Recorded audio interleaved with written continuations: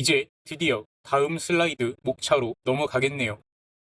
여기 챕터 5의 내용은 챕터 4의 내용을 승계하는 부분입니다. 지금까지 챕터 4에서 다룬 밴딩은 구조체의 한 단면만에서의 분석이었습니다. 왜냐하면 구조체의 모든 위치에서 단면에 형성되는 모멘트와 스트레스의 양상이 다를 일이 없었기 때문이었습니다. 외부로부터 모멘트가 가해지면 구조체의 모든 단면에서 동일한 크기의 모멘트가 형성이 되었고, 또한 구조체 전체가 원의 원주 형상으로 구부러지는 상황만 접했습니다. 하지만 이제 챕터 5에서는 외부 작용이 구조체에 균일하게 가해지지 않고 결과적으로 구조체의 위치마다 모멘트의 값도 달라지게 되는 상황을 배웁니다. 따라서 한 구조체 내 단지 이런저런 힘이 가해졌을 때 구조체의 위치마다 모멘트가 얼마나 어떻게 변화하는지를 계산하는 방법을 챕터 5에서 새로이 다루게 되는 것 뿐입니다. 빔의 위치마다 밴딩 모멘트가 어떻게 달라지냐 하면 빔의 수직으로 가해지는 힘의 위치와 크기에 따라 달라지게 됩니다. 어떻게 계산하는지에 대해 설명하기 이전에 저 빔을 받치고 있는 삼각형들에 대해서 얘기를 해볼게요. 이번 챕터에서도 나중에 나올 챕터 9에서도 굉장히 중요한 부분이거든요. 일단 여러분들이 어떤 물체에 가할 수 있는 물리적인 작용들은 아주 기초적으로 두 가지가 있습니다. 힘을 가할 수도 있고 모멘트를 가할 수도 있죠.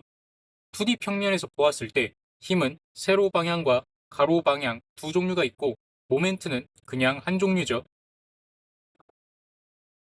즉 세로 방향 힘, 가로 방향 힘, 모멘트 이렇게 세 가지 옵션이 존재한다고 볼 수 있는데 롤러 서포트, 핀 서포트 그리고 그 다음으로 픽스드 서포트로 진행할수록 이 옵션들이 하나씩 첨가되어 가는 것이라고 보면 됩니다. 롤러 서포트는 무게를 떠받들어 주되 좌우 방향으로는 저항 없이 자유롭게 움직이는 구조를 갖고 있습니다. 세로 방향으로는 힘을 가할 수 있지만 가로 방향으로는 일체의 어떠한 힘도 가하지 않는다는 것을 알 수 있습니다. 그리고 빔과 서포트가 맞닿아 있는 고정점을 기준으로 회전도 자유롭게 할 수 있습니다. 모멘트도 가하지 않는다는 것이죠.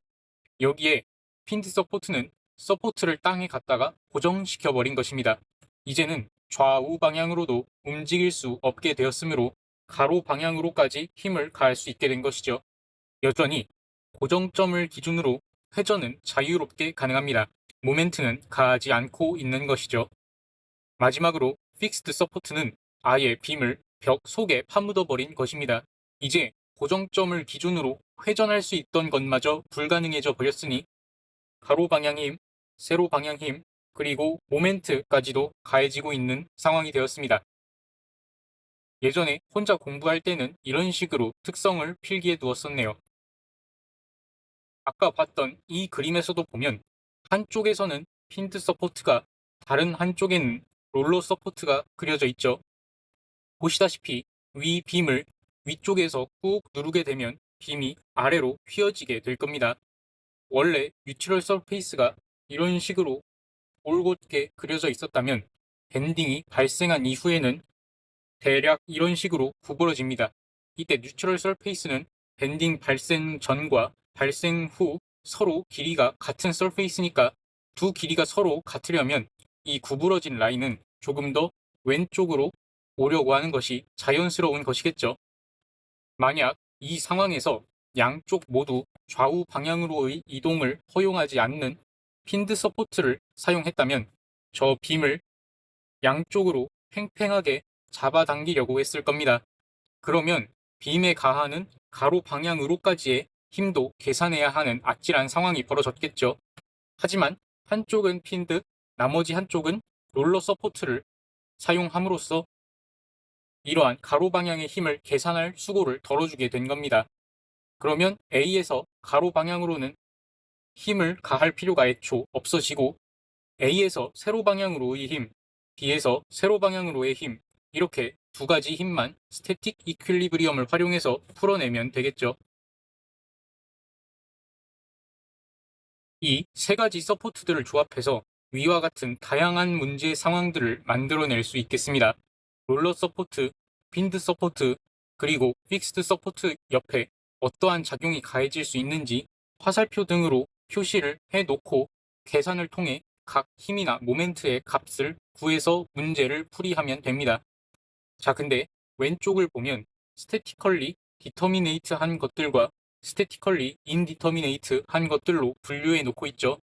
statically determinate 하다는 것은 static equilibrium을 전제로 한 분석으로 모든 서포트에서의 모든 리액션을 계산할 수 있다는 뜻이고, statically indeterminate 하다는 것은 명확하게 계산될 수 없는 리액션이 적어도 하나 이상 존재한다는 뜻입니다.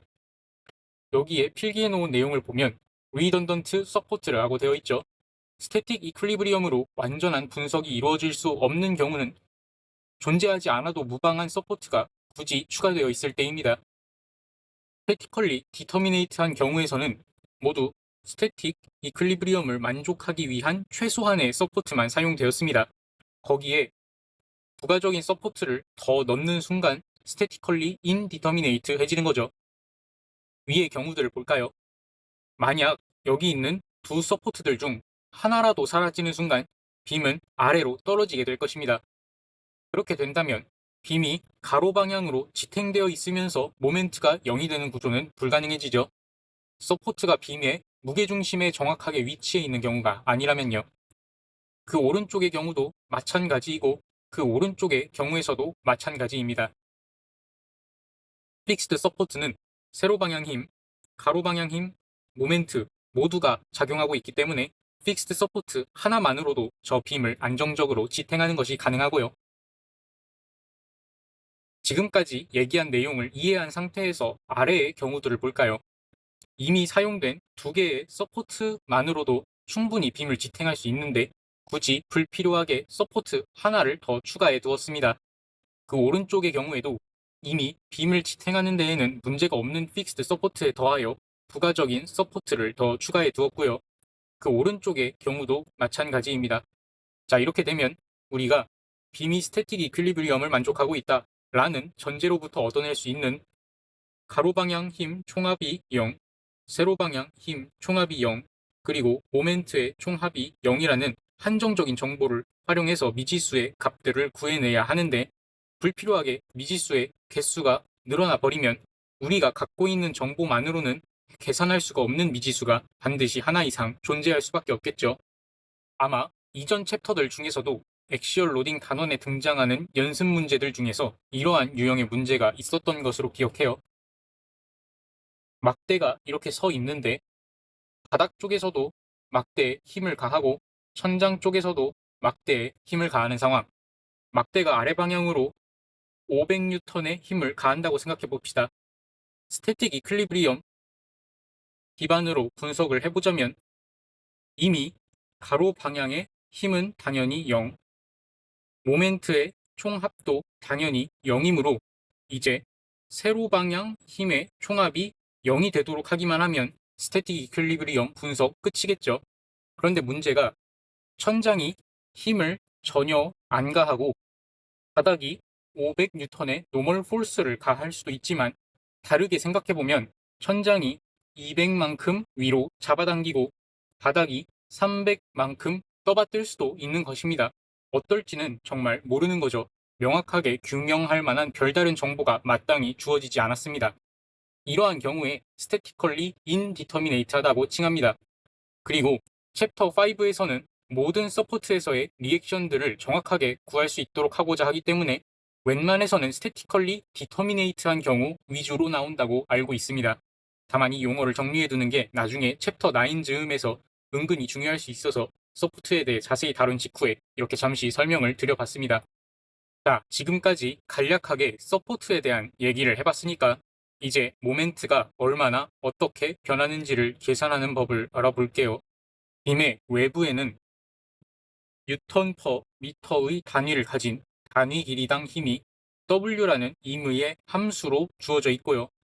빔의 단면에는 뉴턴의 단위를 가진 내부 쉬어 포스가 V로 표현이 되어 있고, 뉴턴 미터의 단위를 가진 내부 모멘트가 M으로 표시되어 있습니다. 이때 그림에 표시되어 있는 화살표의 방향과 부호 컨벤션에 대해 얘기하고 넘어갈 건데요. 앞으로 문제를 풀면서 계산하고 그래프를 그리고 시험장에서 답을 작성하는 모든 상황에서 일관된 부호 컨벤션을 따라주셔야 합니다. 다만 강의하시는 분과 강의에 사용되는 교과서마다 정의가 다를 수도 있다고 들었던 것 같아요. 일단 이 영상에서 사용하는 교과서를 기준으로는 이러한 컨벤션을 차용하고 있습니다. 우선 모멘트의 방향은 이전에 설명했던 모멘트의 부호 컨벤션을 떠올려보면 쉽게 받아들일 수 있죠.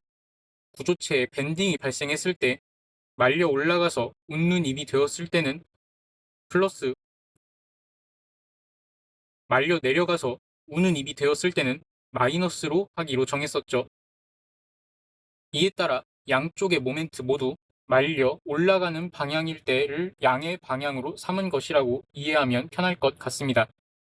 그리고 휘어 포스 V의 경우에는 왼쪽에서부터 쭉 진행해 오다가 싹둑 잘려 있는 단면에 도달했을 때에는 아래를 향하는 휘어 포스를 양수로 정합니다.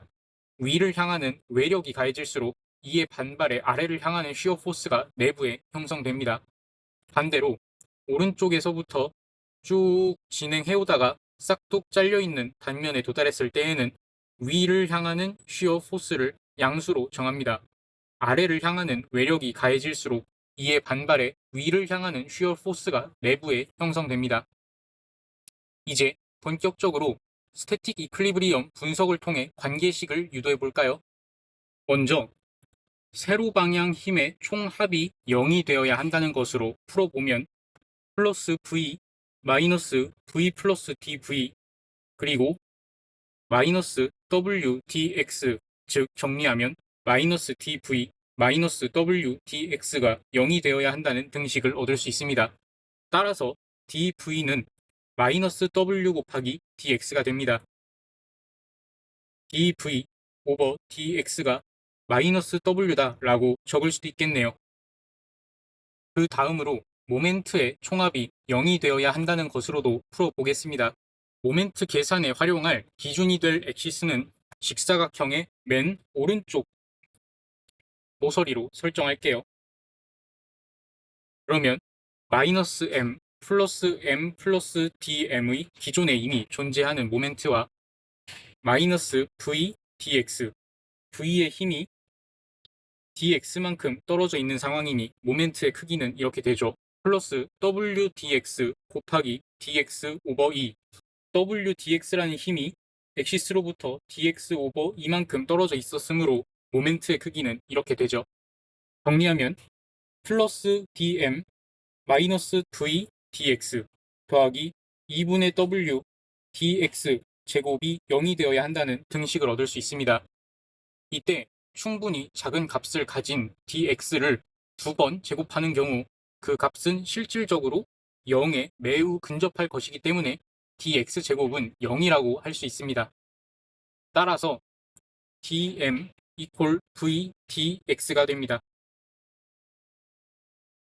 dm dx가 v다 라고 적을 수도 있겠네요. 그러면 유도된 이 두 식은 우리가 가속도, 속도, 변이만의 관계처럼 미분과 적분 관계라는 점을 알 수 있습니다. 즉, 마이너스 w를 적분하면 v, 그리고 v를 적분하면 모멘트 m으로 이어지겠네요. 반대로 모멘트 m을 미분하면 시어 포스 v, 그리고 v를 한 번 더 미분하면 마이너스 w가 나오게 됩니다. 자, 지금부터는 다른 분께서 제작해 놓으신 영상 자료로 인계해서 진행할 생각입니다. 서포트의 종류에 대해서 얘기했고, 단면 내부에 작용하는 쉬어 포스와 모멘트의 부호 컨벤션에 대해서 얘기했고, 마지막으로 외부 로드 W와 쉬어 포스 V와 모멘트 M의 관계에 대해서까지 얘기했습니다. 이제 쉬어 포스 다이어그램이랑 밴딩 모멘트 다이어그램을 그려서 문제풀이에 적용하는 방법을 알아보아야 합니다. 지금부터는 지금까지 얘기한 내용들을 다 종합해서 밴딩 모멘트가 위치마다 어떻게 달라지는지 적극적으로 계산하는 활동을 전개해 볼 예정입니다. 자, 이제 이 영상에서 그냥 중단하시지 마시고 지금까지 얘기한 내용들이 가장 머릿속에 생생하고 뚜렷하게 남아있을 때 바로 영상 링크 클릭하셔서 끝까지 수강해주세요. 한글 자막은 자막 탭에서 영어를 먼저 선택해 주신 다음에 다시 자막 탭에서 자동 번역을 선택하시고 한국어를 골라주시면 정말 이해하기 편할 정도로 자연스러운 한글 번역이 제공됩니다. 영상 길이는 약 16분입니다.